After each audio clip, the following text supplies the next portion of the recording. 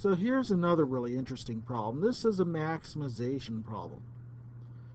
We're told that a Norman window, so this is a Norman window, this is my rendition of a Norman window, which is constructed by adjoining a semicircle along the top to an ordinary rectangular window. Now, I guess all of this would be glassed in, and we want to find the dimensions of a Norman window of maximum area if the total perimeter is 16 feet. Now, by total perimeter, I'm going to make an assumption right here. I imagine it's not a bad one. I'm going to make an assumption that when we say total perimeter, what we're really talking about is starting at one corner, we work our way all the way around, we work our way around the semicircle, then come back around, and then back to the starting point right here. So our perimeter has to equal 16 feet. Okay. Now we don't know exactly what the dimensions are, other than that we're going to call the length x, we're going to call the width or the height of the window y. And since the Norman window is a semicircle that surmounts this rectangle, the radius, the radius is going to be exactly half of the length right here, right? So in order that makes it fit all the way across. So it's going to be x over 2 will be our radius. All right, so let's use these dimensions. What do we know? Well, we're being asked, and this is the very first thing you should do, right? We're being asked to maximize area, right? Well, I mean, it makes sense, right? We want to have a window that has the largest area to allow in the sunlight and the lovely Newport sunny day here. So we want to maximize area. So we're going to need a formula for area. Well, how do we get that? Well, the area is a total, right? The area is the area of the semicircle, right, plus the rectangle, right? How do we get that? Well, area for a semicircle, well, for a circle would be pi r squared, right? So it's 1/2 of pi r squared for the semicircle plus the area of the rectangle, which is x times y. Well, okay, what we need to do now, you notice it's really even worse than it has been before because we've got 1, 2, 3 variables. So we're going to have to rewrite all of this in terms of a single variable. All right. So, well, we already know one of them, r, can be replaced with x over 2. So right over here, I can rewrite part of this formula right now. I've got 1/2 times pi times x over 2 squared. Now, I want to write this area completely in terms of x. So I'm going to need something to replace y. Right? So that's where we get into this area formula. This is where we get into a little bit about knowing about this perimeter. How do we got in the perimeter? Perimeter for this window is going to be, well, the circumference part of this circle. All right, so it's going to be 1/2 of 2 pi r, right? So just pi times r, that's our semicircle, plus, let's see, if we're taking x plus 2y, so x plus 2y's right here. Right? So, well, you see y, right? 1x, 2y's, and then that circumference, which is pi r, right? This, well, it would normally be for a circle is 2 pi r, take half of that for a semicircle, pi r. Okay. The perimeter has to be 16 feet.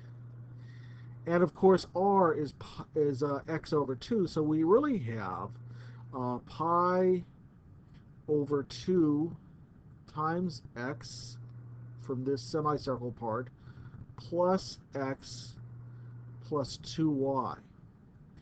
And in our formula, we really need to replace y. So let's get y by itself over here.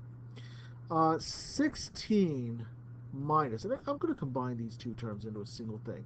I'm going to subtract it. It is actually pi over 2 plus 1 times x. is equal to 2y. You see what I did there? Factored out that and then just subtracted from the other side. So now I have to take half of everything. So that means that y will be replaced with 8 minus 1/2 of pi over 2 plus 1. Well, that is, let's see, I'll just write it out. I'll do the algebra here. 1/2 of pi over 2 plus 1. Now, it's kind of a awkward value to deal with. Let's see if I can shorten this a little bit. It's going to be times x, right? So we've got this x out here. Sorry.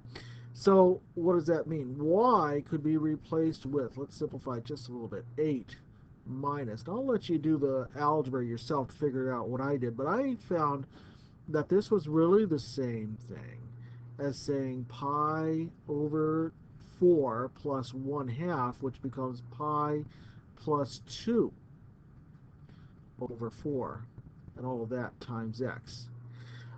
This is a constant. I know it's weird looking, but it's not something that we can't deal with, because now we're going to have x times 8 minus pi plus 2 over 4 times x. All right, so that was a little bit of work here. A lot of these problems, that's what they take, is a bit of work, right? But the perimeter right here allows us to rewrite y in terms of x. So now we've got this formula for our area all in terms of x. Area, let's simplify it a little bit more. X over 2, that's x squared over 4 times 1/2, so that's pi over 8 times x squared, plus, let's distribute here, 8 times x, so it's plus 8x minus pi plus 2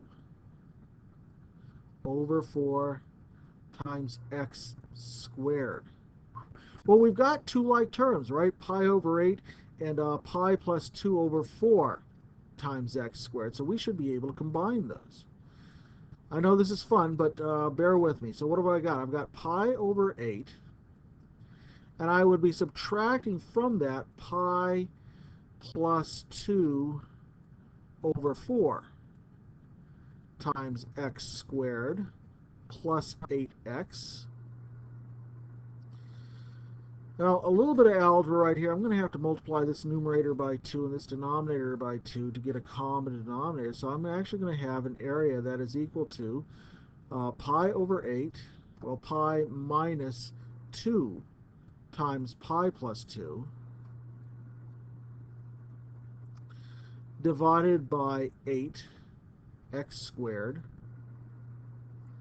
plus 8x. And while I know that looks horrible, simplifying it one more time gives me an area formula of negative pi minus 4 divided by 8 times x squared plus 8x. Okay, well, I've got this formula for area, right? It is in terms of x. And really, the whole trick here is how can we take this and find its minimum or maximum? Well, in this case, let's find a prime and find out where it's equal to 0. So that means we're going to have to take a derivative right here. So I take my 2 times negative pi minus 4 over 8 times x plus 8 times 1. So now we want to find out where does a prime equal 0. There's got to be an x value that does it. So we set this equal to 0. Right? Let me do a little bit of simplification right here, just one more time. Right? A prime could be rewritten this way if you were game to do it with me here. 2 goes into 8 4 times, right? And the subtraction sign can be taken out. So that's negative of the quantity pi plus 4 over 4. All right, I know it looks like I'm doing a little bit of algebra magic right here, but it's not that bad because look at what's going to happen next. If I set this equal to 0, then I can solve by saying, well, 8 is equal to pi plus 4 over 4 times x. This fraction, if I wanted to get x by itself, I would multiply by the reciprocal, 4 over pi plus 4, and do that on both sides. And if you remember from algebra, the way that we multiply two fractions is multiply numerator to numerator, denominator to denominator. We get 32 divided by pi plus 4 is equal to, the 4's cancel, pi plus 4's cancel, equals x. Lo and behold, we have a value for x. If you needed to approximate this, this is about approximately 4.48. So just checking that out here. Yes, approximately 4.48 feet. You can check that out yourself. If we wanted to get our radius, right, if we're looking for dimensions of our window, our radius is equal to x over 2. So what we'd have to do is take half of 4.48. So that is equal to 16 divided by 4 plus pi feet, right, or approximately 2.24 feet, keeping my units the same. As far as y, well, if you go to where y is right here and you substitute in our fraction, so we've got pi plus 2 over 4, and we substitute in our x of 32 over pi plus 4,